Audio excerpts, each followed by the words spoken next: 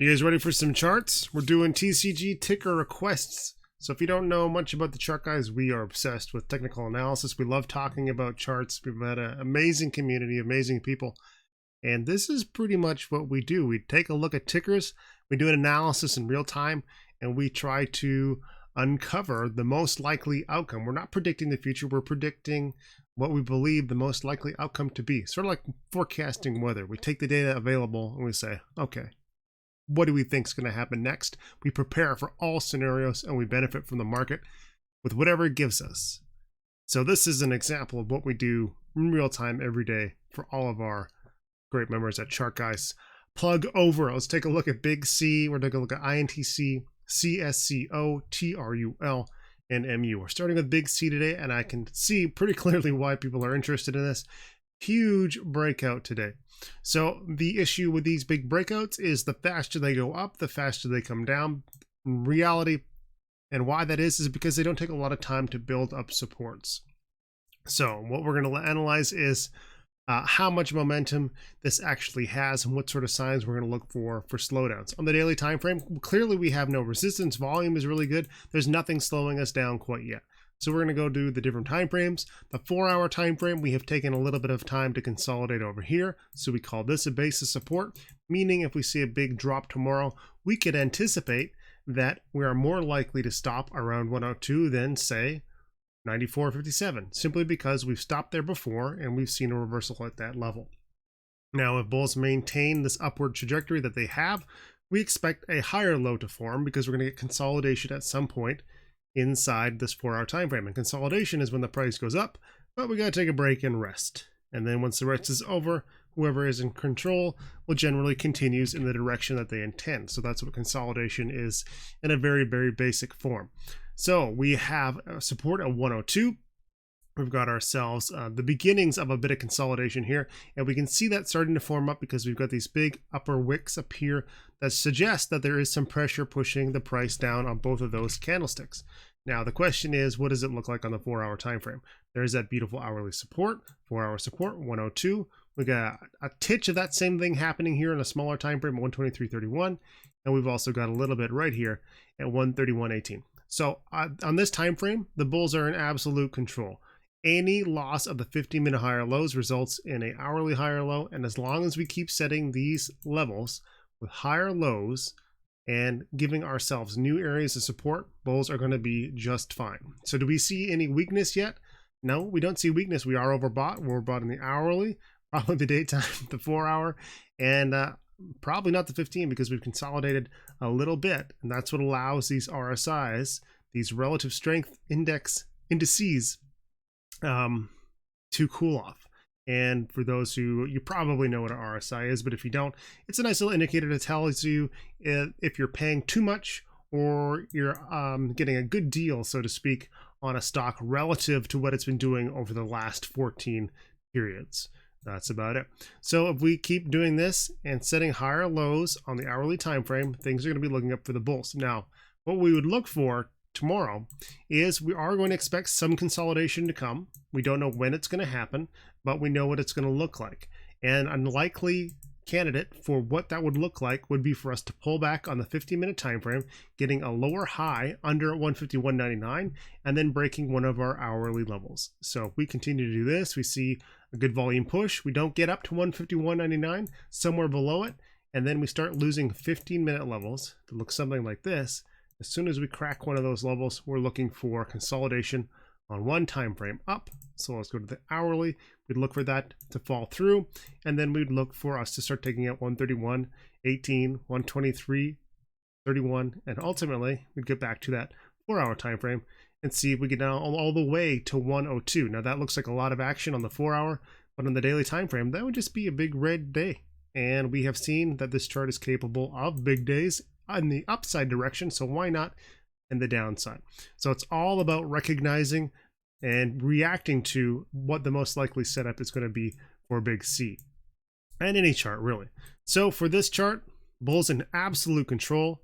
We're going to be looking for the first signs of weakness, and for me, I would be looking for us to lose 131.18. Until we do that, then I don't suspect we're going to see too much of a slowdown. We need to see a break of hourly higher lows. for downside continue or consolidation. INTC, this one has a lot more data to it. We've covered it before. What we are interested in is trying to change the daily trend. We saw a big drop here, and now we've seen not a daily trend develop, but a 4-hour trend. And it is a 4-hour trend because when I look at a chart and I see red, green, red, green, red, green, it doesn't give me a lot of clarity. All the data is the same, but the smaller time frames give you more clarity. Clarity being a view of that back and forth type action that makes sense on the 4, but on the daily, we don't get as much details. There's not as much data, and data comes in the form of these candlesticks. So what we can do in this case is we look at and say, yes, we are setting higher lows. Ultimately, we see a slight incline to the upside. We can go and draw that in with a friendly little trend line like this, and we can drag this down here, and we're going to grab the bottom of our red candlestick. And I'm looking at this guy. I want to respect all of the bottoms of the red candlesticks, and I'm going to grab that one.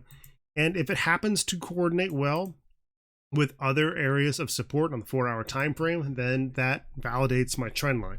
So for the 4-hour time frame, all I am expecting is to stay inside this trend. If we see weakness early on tomorrow, I will look for volume and support right in that area. So let's see, we drop. I would look for a buy, an entry around 48.64. I'd be looking for smaller term time frame. What's the word I'm looking for? I'd be looking for a change in trend on one of the smaller time frames to validate and see volume at that level for an entry. And I'm going to stay inside this 4-hour trend until that changes, until we see a nice break out of this channel to the upside. Otherwise, we're just going to stay casually going sideways for quite a while here on INTC. Now, if we go to the weekly time frame, we might look at this and say, what's happening? Are we in a bearish pattern? And you know what? We kind of are. This is a weekly bear flag. So that is going to change our bias a little bit. And we're going to be cautious against long entries. So if we're playing inside this channel, because the most likely outcome on the weekly time frame is going to be further downside. Now, if that coincides really well with a general market pullback, which has been blazing to the upside, and again, just like Big C, no real slowdown in sight. But when it comes and INTC reacts to that, and if we have a weekly bear flag on this chart, that is going to just help those bears take out and execute that bull flag. So still looking for entries around the supports, looking for exits near the resistances with that weekly bull flag in mind. So where are we going tomorrow? Well, we have to go to the hourly time frame, take a look at that. A nice little tightening range, a little bit of not a great amount of clarity, because we do see an overall tightening range with not a lot of concrete support, so I don't think we'll be able to draw something in really definitive. We have a zone of resistance around 49.64, and I guess the high there of 49.67.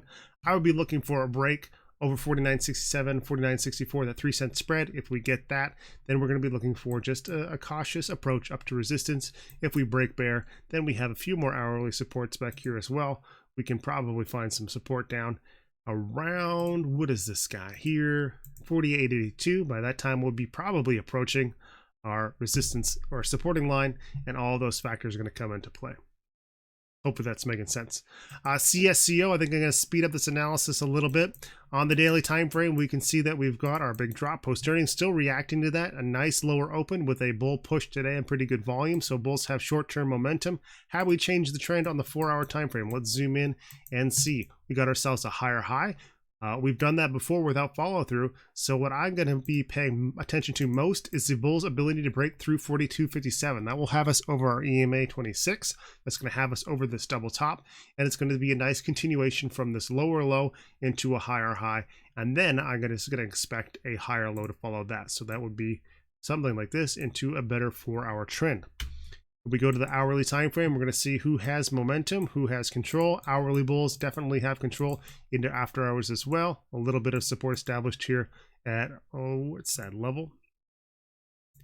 42.06. We go to the 15-minute time frame. Is that going to be overbought, allowing us to consolidate? Just clipping into overbought and then pulling back. So good 15-minute trend in place. Hourly time frame looks healthy as well. We're going to look for resistance 42.57. We'll react to that possible top fish. Let's see what happens if and when we get there. Support 42.06. TRUL, almost the opposite story. we had a beautiful 4-hour uptrend that lasted quite a long time. Higher lows, higher highs. That trend never changed. So let's go back to Big C. We got these higher lows. And every time we got a higher low, it was just a higher low. So there's no signs of slowing down. And until we stop getting these higher lows, we don't see sustained weakness. And then eventually we knock that higher low out. It fails as a support. We get a tiny bounce, and now we get into a new trend. So what we're going to be watching for now is going to be a change of trend again. We have resistance at 27.57, and we're heading, let's change that. Let's update that to the correct level. Resistance at 27.52. 4-hour lower lows, lower highs, and at this point we're just looking for a continued downside. We have lost our hourly higher low, and this very, very brief attempt to change the trend. A little bit of support at 26.38, and bears in control of the 4-hour and the daily time frame. So we're looking for more downside. If we break 26.38, we're likely to set new lows underneath 25.81 as well. Keeping an eye on our RSI on the hourly time frame, that may give us an indication of a more developed trend, and that will come in the form of oversold conditions dipping below 30, with our bounces taking our RSI to about 45 to 55. That is generally where we start to see the turn. Now, if we can go and compare that to, for example, on the previous uptrend, the opposite comes into play, where we get our overbought conditions very high, and then when we dip back down to our lows, we're in the 50, the 45 to 55 range in this case, almost 49. So we go back up, get it oversold, our low comes down to 53, we get back up, oversold, we come down. In this case, the low is a little bit too aggressive, and we start to lose that trend reading ability through RSI. MU. All right, so on the daily time frame, MU has had a pretty significant daily downtrend. Very, very aggressive, and the more aggressive of a downtrend you get, the more likely you're going to burn that out by using up all of your, I think of as energy reserves. Bears eventually just run out of steam. We get an indecision candlestick, we get an inside bar bull break, and now we've got momentum to the upside, almost like someone is pulling a little bit of a string down and then letting it go, and snaps back and carries that momentum to the upside. So we have to look at this and say, okay, if this is a bounce, then where are we likely to see a little bit of a slowdown? On a solid bounce, EMA 12 is always my target. And what happens after that, that changes my outlook for a stock. So right now, we haven't closed above our EMA 26. If we go to the 4-hour time frame, sorry, EMA 12. If we go to the 4-hour time frame, that's likely to be a rejection from our EMA 26. Okay, just a little bit above it. And now what we're going to look for is a development of a new trend. Here's our daily time frame. Resistance in the area of EMA 26 on the 4-hour time frame. What we need to see is the development of a new trend. We talked about those higher lows, higher highs. We haven't really set a 4-hour higher low for a while.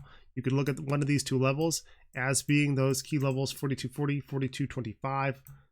We've set an hourly support, haven't really confirmed it. We can come all the way down to just above 42.40 and still have a 4-hour higher low. So if you're looking for a long entry in MU, so far this is just a little bit of a bounce. If you wanted to really make a stretch for it, you could try to draw it as a bull flag. I think a bear flag, but I don't think it's sloping to the side quite enough, nor is this flagpole slanted enough. It would look more like, well, let's try that again, more like that. So we're going to be looking for 4-hour higher lows. We're going to be watching for the hourly bulls to step in and defend these levels that they have set up. If we come and lose the low of day at 44.69, we're going to be looking for hourly downtrend into 4-hour consolidation with that higher low. Last one, or is that the last ticker of the day? I think it is the last ticker of the day. All right, guys, that's it. That was fun. If you want to learn more about technical analysis, please check out TheChartGuys.com, or just post a question in the YouTube comments. I'll send you as much information as I can. I want everyone to learn this stuff. And if you want to be surrounded by amazing people, check out TheChartGuys.com.